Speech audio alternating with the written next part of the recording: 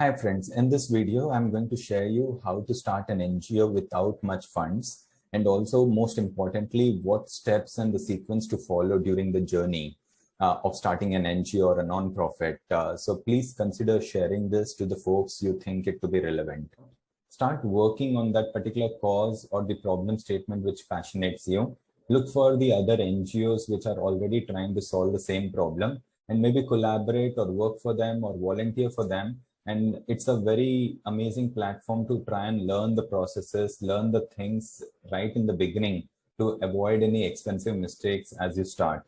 And during the journey of working on the ground, you would arrive that vision and mission. You would understand the gap in the industry which you have to solve, and maybe any unique solutions which you try and offer. And the second step is to identify the type of organization which you want to start off and what suits you the most as per your own requirement and journey. So there are various types of organization like volunteer-based organization, service-based, advocacy-based, educational, and other community and religious organizations. So mostly volunteer-based organizations are where you have a lot of energy and people you put together, and you get an expertise on executing any project or ideas. So you maybe work with other NGOs, you work with on during the crisis situation. The second is the service-based organization, where these are the guys who take donations, make any value-adding stuff, and then donate and help the needy through their logistical channels. For example, like Gunj, Akshay Patra. Then coming to the third type of group is advocacy. These are the guys who are more intellectually exploring in terms of the kind of policy reforms one could perform at a macro development, macro economy. And this also helps in terms of making right decisions for the government, trying and support them with all your research and the backing. And then educational institutes are also mostly set up as non-profit or under the Societies Act. So that's the another type of organization. So try and figure it out what exactly you want to do and which organizational type suits you the most. The third step is to finally start the organization. And now people might be mistaking that what is this guy talking about starting the non-profit without even registration or any formalities or trust deed and stuff. Guys, to be honest, it is not mandatory to start any social project without the certificate. So you can actually start planning, launching your non-profit, and then slowly begin your journey of maybe taking up the required certificate as you progress. And when I started my non-profit, honestly, I started it 2 to 3 years back. And slowly, as I progressed forward, like I took the registration, PAN, and everything. Okay. So when I say to start, as you progress your work, you would start identifying the like-minded people who would like to work with you, like maybe the founders or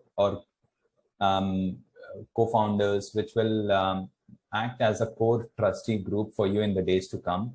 Second is to start identifying maybe potential employees or full-time or part-time or interns. And even if you don't, it's perfectly okay. Like as long as you have good group of volunteers who want to start with the work, I think it's perfectly good.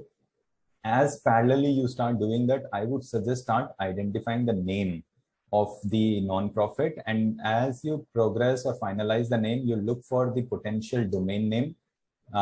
If it is available with the same name. If not, try and revisit your name and see if in case you can try and finalize the name which is maybe available in social media, a bit unique name which one could easily connect with, and also connect with the cause based on the name as well. So look to identify that, try and start booking that domain name, social media accounts, open that, start sharing your work.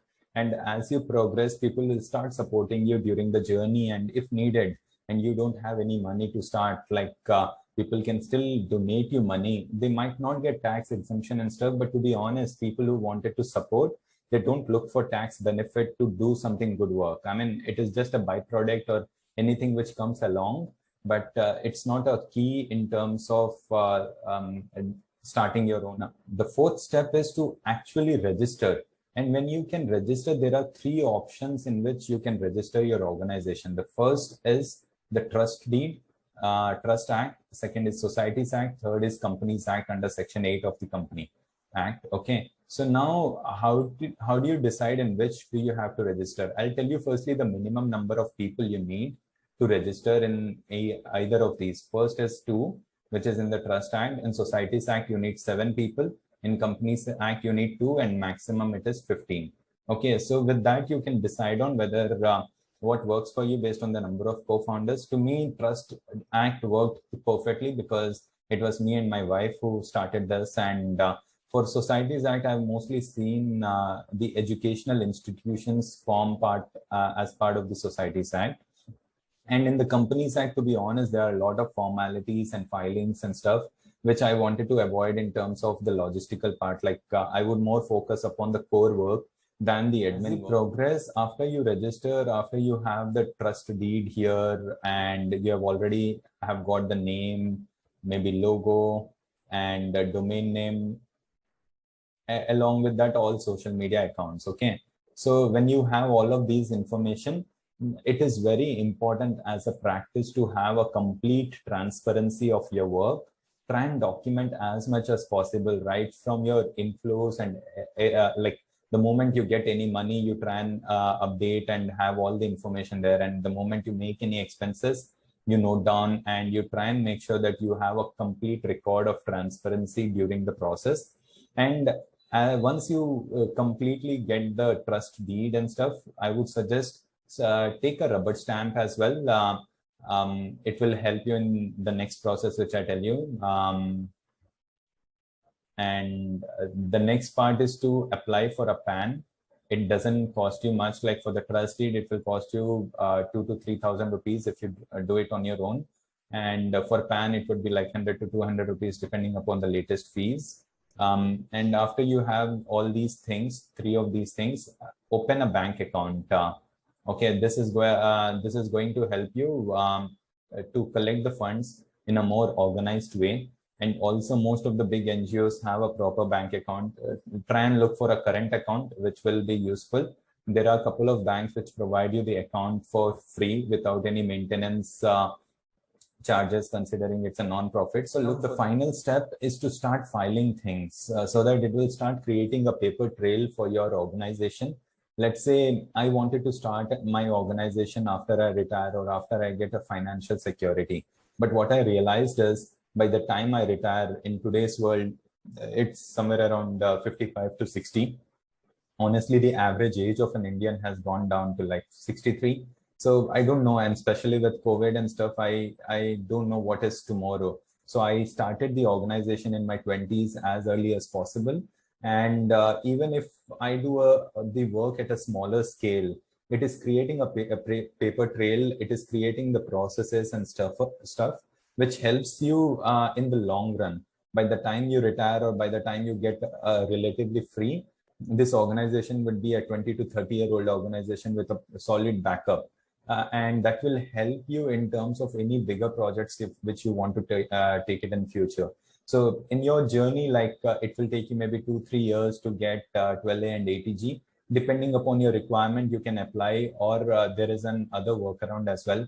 Let's say none of your work is going to stop. If in case you collaborate with other NGOs who already have 12A and 80G, and maybe collaborate in such a way that they receive the funds, the beneficiary or gets the work done, and the donors get the exemptions as well, which is needed. So all of this can be possible with collaborations. You don't have to be a one-man army and take up all the challenges on your own.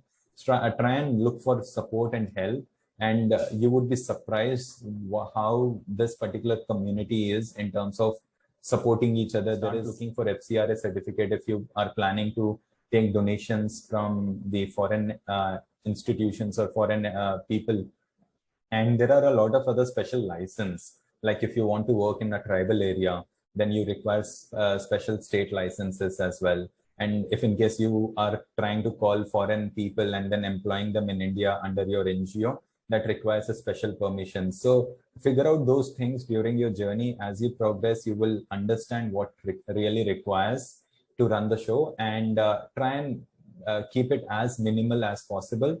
From a financial point of view, I would suggest do not overburden yourself. Try and avoid as many fixed costs as possible, like try and maybe have a virtual office, work from home employees or interns who do not charge a lot in terms of the kind of contributions they make to the organization. So those are the ways where you can try and keep things simple and focus on the crux. And I'm really excited. Feel free to share or write to me about your success journeys or any challenges which you face and where you think I could contribute and support. So I would be very excited to try and help you out. So friends, these were the 6 steps. I'll see you in the next video.